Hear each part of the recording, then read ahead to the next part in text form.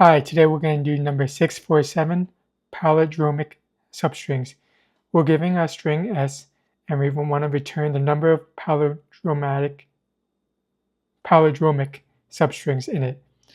So palindrome is when it reads the same way backward as forwards, and substring is a continuous sequence of characters within the string. So we see here A, B, C, and it's just this. There's really no palindrome besides the character itself, so we return 3.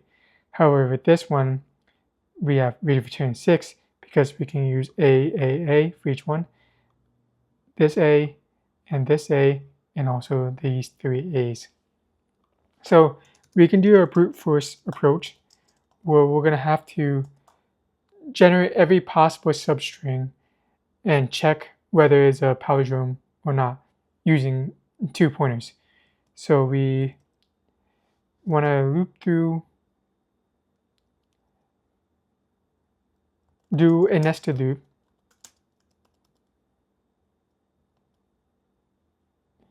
and then within this nested loop, we want to check if the pointers, and these pointers are going to be from the inner versus outer loop, are palindromes. And then we can have a count variable, and we can increment count if they are. And then we can have a helper palindrome checker where we take in the string left and right. And here what we do is that we check the value at left and right. If not equal, we return false. Otherwise, we keep doing it until left is less than right. So let me change to, we do a while loop while left is less than right. So we have the pointers at the 2 ends, and then we want to move them inwards until they cross each other. If values are not equal, return false. If we make it through, loop, return true. So with this way, the time complexity is going to be O of n cubed, since we're doing a nested loop, and for each, and then when we do this palindrome checker, so the nested loop is n squared, and then when we do this palindrome checker, we have to iterate up to the length of n, so it's going to be times n again. So that's why it's n cubed, and the space complexity is going to be O of 1. So how else can we do this? Well, we can continue using this pointer idea, but instead of, in this pointer system, we're starting from left and right and moving inwards. We can start from the center and expand outwards.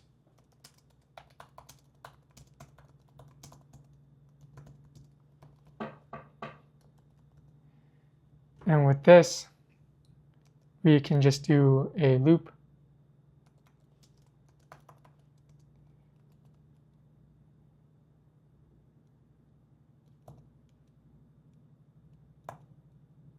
through S. And then for each center, we expand it. And here the trick is, for odd,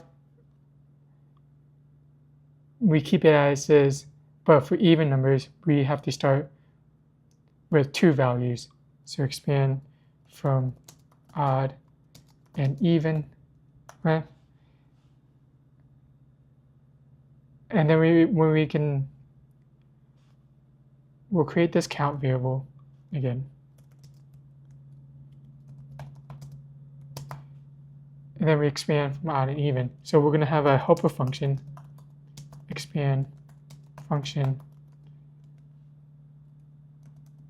So if we can expand, increase the count, the current count, and that's what we're going to return back, and then increase the current count, then left goes down, right goes up, and we do this until we hit the limit, and then we just return the count.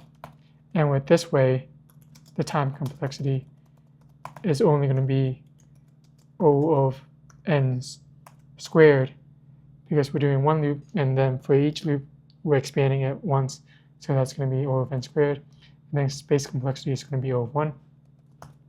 And since this solution has a better time complexity, we'll go with this way where we start from the center. So here we're going to have a count,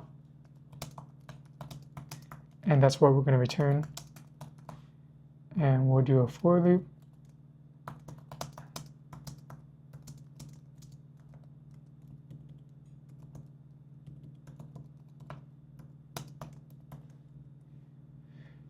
And with this,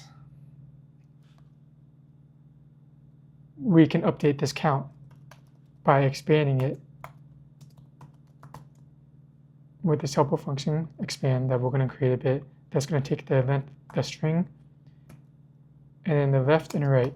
And then this one is going to start at the middle because it's odd. And this will be the even one. So when we expand, we're going to do I plus 1, because the odd value will have its own center, and then the even value will have its own center. And now we create this expand function, s left, right.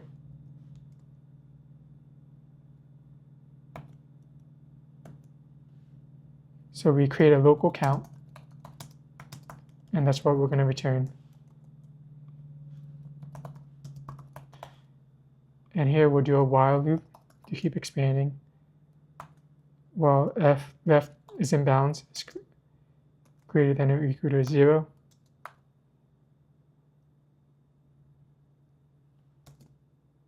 And right is less than s dot length. And while they have the same value, so s left is equal to s right.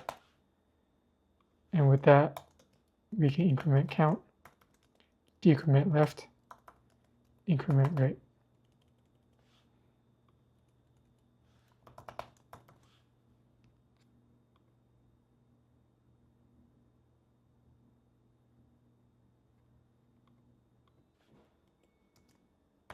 That should be an and.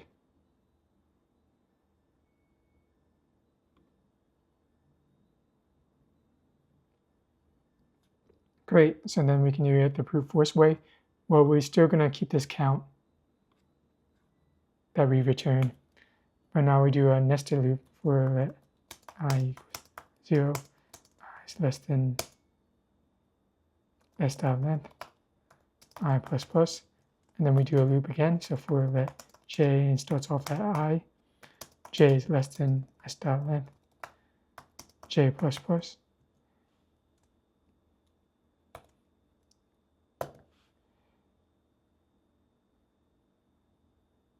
And here we expand it. So if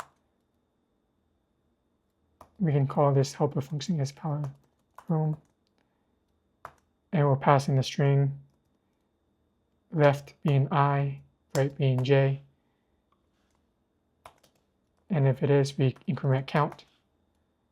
Now we create this function function is palindrome, where we're taking as the string left, right.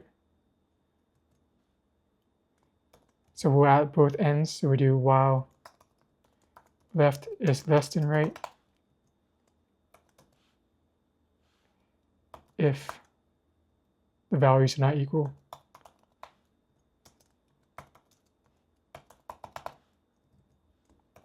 Return false. Otherwise, we increment left, decrement right until they cross. If we make it through, return true. And this way we'll compare everything with the substrings here.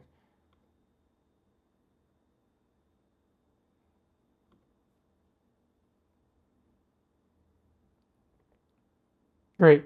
So those are two ways we can do it.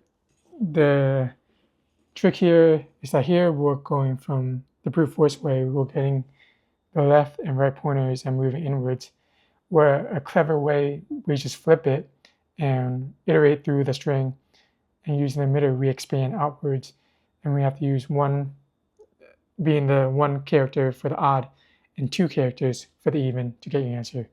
And that's all. Thank you.